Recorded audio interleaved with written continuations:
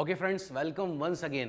Projection of plane के question solve कर रहे हैं और जो नेक्स्ट क्वेश्चन है ये एवरेज लेवल पर है और क्वेश्चन ये रहा आपके सामने। A plate having shape of an isosceles triangle of base 50 mm and altitude 70 mm long. It is so placed that in the front view it is seen as an equilateral triangle of 50 mm side with one side inclined at 45 degree to XY।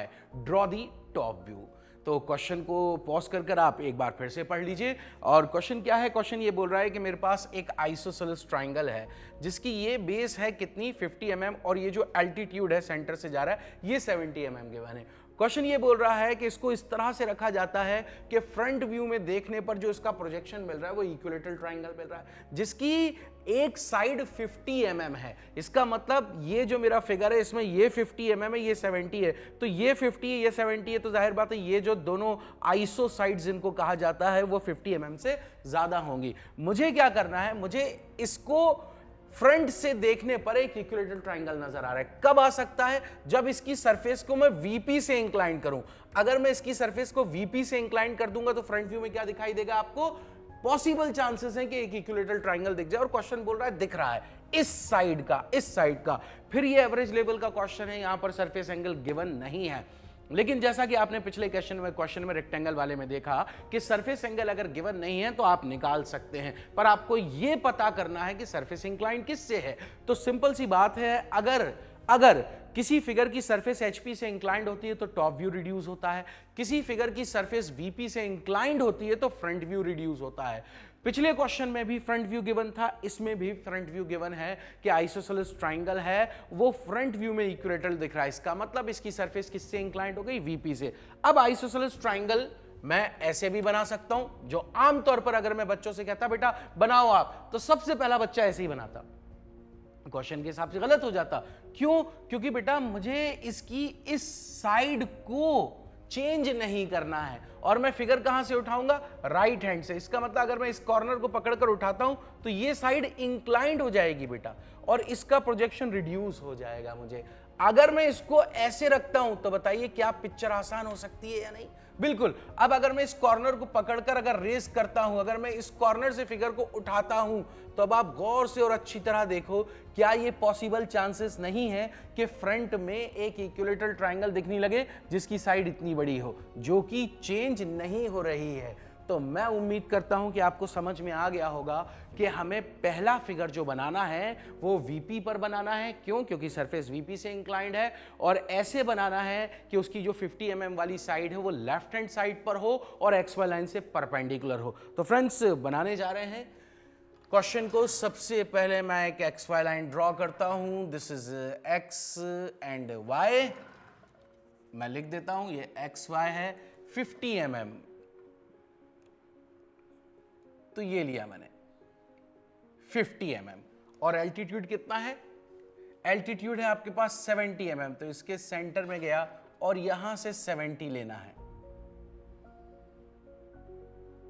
ये ले लिया 70 mm। इन दोनों को यहां join कर देता हूं मैं, ये यहां ज्वाइन कर दिया, इसको यहां पर ये ज्वाइन कर दिया। Name it, this is A dash, B dash, C dash. अब सभी projection till the reference line, reference line तक सारे प्रोजेक्शन, इसको यहां, ये आपके पास यहां आ चुका है। अब XY लाइन पर जो लाइन आपके पास आई उसकी नेमिंग कर दीजिए, this is A, C and this is B। अब आप क्या करें बेटा, अगर मैं B को पकड़कर उठाता हूं, मतलब ऑब्जर्वर की तरफ, आपकी तरफ लेकर आता हूं, तो जो AC है वो VP पर रेस्ट करता रहेगा और मुझे अब फ्रंट व्यू में एक इक्विलेटरल ट्राइंगल बनाना है। तो मैं क्या करूं बेटा, मैं यहां से इसको एक्सटेंड करता हूं, ये एक्सटेंड करा मैंने यहां, इसको ये एक्सटेंड कर दिया, इसको ये एक्सटेंड कर दिया और फ्रंट व्यू में मैं एक इक्विलेटरल ट्राइंगल बनाने जा रहा हूं। तो मैंने ये ले लिया 50 mm। इतना करने के बाद नाउ कंपास उठाया और कंपास से सेम 50 mm का डायमेंशन ये नापता हूं। क्यों? क्योंकि अब मैं फ्रंट व्यू में बेटा इक्विलेटरल ट्राइंगल बनाने जा रहा हूं। तो इतना नापने के बाद नीडल ऑफ कंपास यहां रखी और यहां रखने के बाद एक आर्क सेंटर पर लगा दिया आपने। तो आप देखिए क्या आपके पास इक्विलेटरल ट्राइंगल बन गया है? बिल्कुल, बहुत आसानी से। इसको यहां ज्वाइन कर दीजिए, ये रहा, और इसको यहां पर ज्वाइन कर दीजिए, ये रहा। अब नेमिंग कर दीजिए, तो this is A dash, B dash, C dash. Angle निकालना है, तो एंगल कैसे निकालेंगे? देखिए बेटा, मैं ए और सी को एक्सटेंड करता हूं टिल एक्स वाई लाइन और बी को आगे एक्सटेंड कर देता हूं। तो अब आप सोचिए क्या करेंगे। मतलब अब आपने अगर पिछला क्वेश्चन देखा है तो आपके दिमाग में पिक्चर चलना चाहिए पीछे बैकग्राउंड में कि अब सर क्या करेंगे। तो अब सर कंपास उठाएंगे और ए से लेकर ये बी को मेजर करेंगे।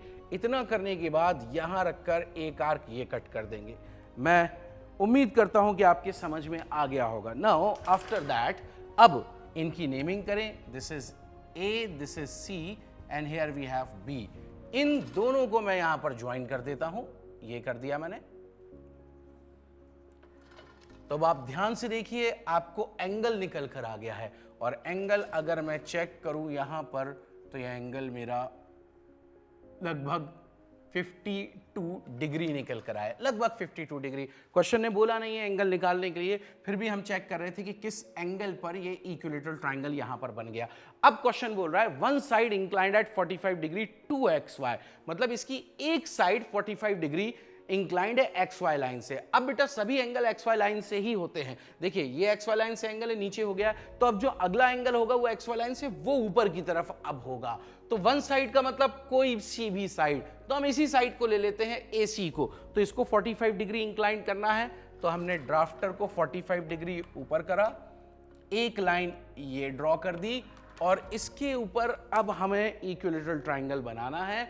तो हम जानते हैं इक्विलेटरल ट्रायंगल की साइड कितनी है, already we know that 50 mm। तो हम डायरेक्ट 50 mm ये ले लेते हैं।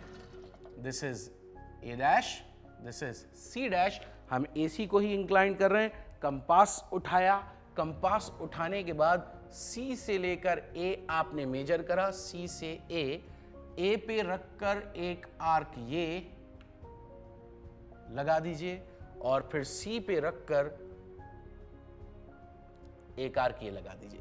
तो अब आप देखिए आपको पॉइंट्स मिल चुका है, और ये रहा फाइनल पॉइंट आपका जिसका नाम है बी डैश।